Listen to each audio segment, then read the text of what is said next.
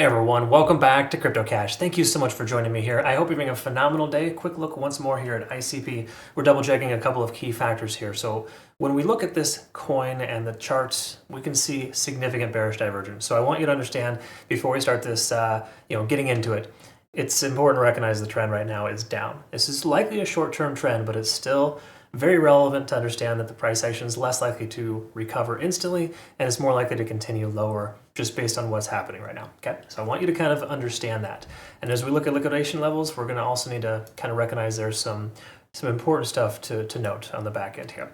Before we look at that, I just want to say thank you again so much to everyone who's been liking and commenting below on the videos. Really appreciate it. We're seeing slightly more increase in views and it's really helpful. So thank you again so much for all that you do, and you're welcome to. I'm glad that you find benefit in what I do too. So when it comes to liquidation levels, ICP, we got 7 days on the left, 30 days on the right, essentially. 1 week and 1 month, we can see 733, pretty heavy concentration of liquidation on the downside here.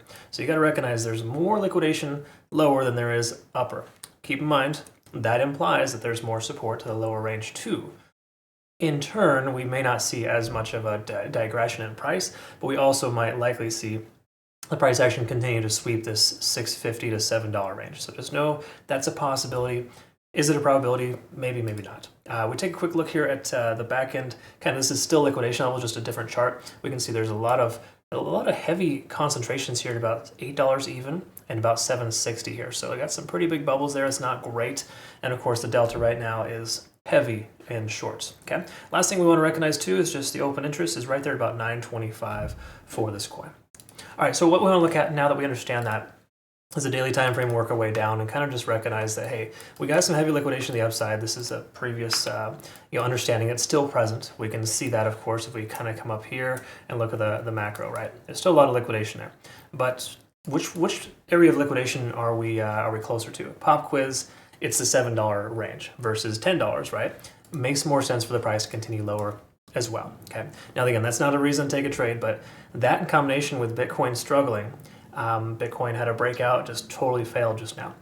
Those things are not working too well for ICP, or at least in ICP's favor. Okay. We look here, we lost 50 on the RSI, generally construed as a bearish sign. We can see our money flow index is still pretty high, which is interesting, but you got to keep in mind that's a 14-day lag and it's including the nice solid uptrend that we had with a lot of volume flowing in.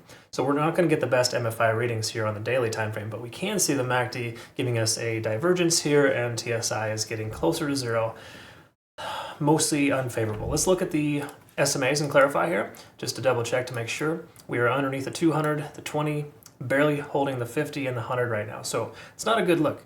We're right there at the 0.5 Fib level. We could see a bounce off, $8.15, but I think that's less likely. It's kind of reaching for straws there, if you will.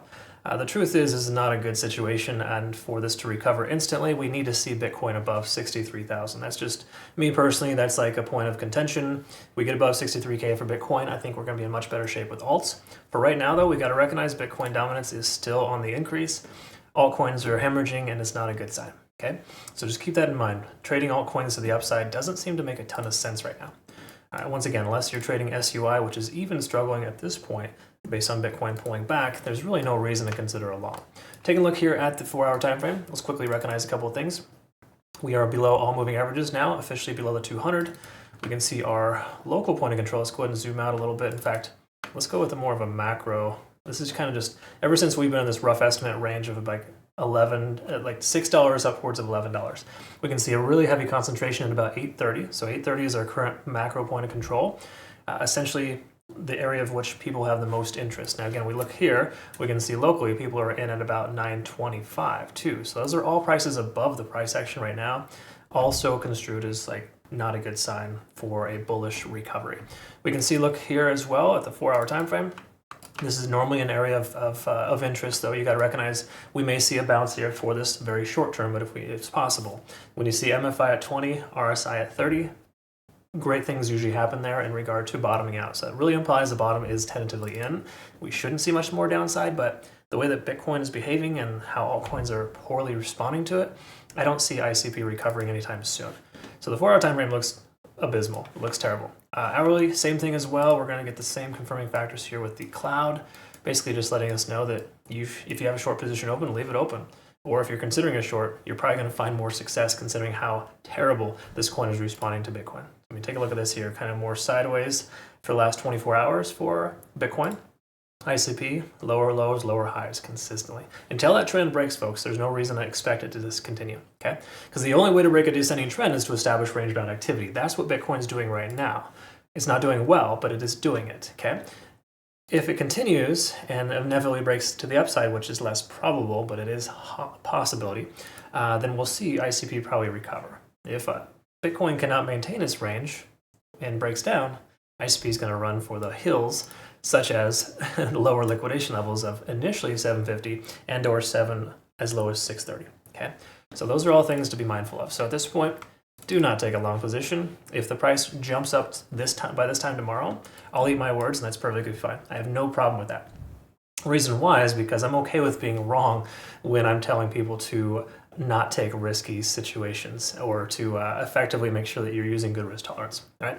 So please understand, folks. At this point, ICP has no reason to recover instantly. If it does, it would be kind of more so just a little bit of luck. From a technical standpoint, we have a lot of resistance above us, and it doesn't make a ton of sense for a long at this point. There's a reason why we closed our long position for ICP once we invalidated this $9 range. Okay. Again, every situation is different. Don't be afraid to close a trade if it starts churning on you, and just make sure at this point you don't take a long position with ICP. There's zero reasons to do that right now. I hope that makes sense. I described that correctly. Thank you again so much for watching. Look forward to seeing the next one. Oh, before I let you go, make sure you check out our sponsors. Bitunix is offering a promotional exclusive deposit bonus reward. So link down below for that. If you're already using Bitunix, just make sure that you deposit some funds. You'll get those benefits. You had to have used my link to register. So it's down below if you need it. All right, thanks, folks. Have a good rest of your day. We'll see you in the next one. Take care.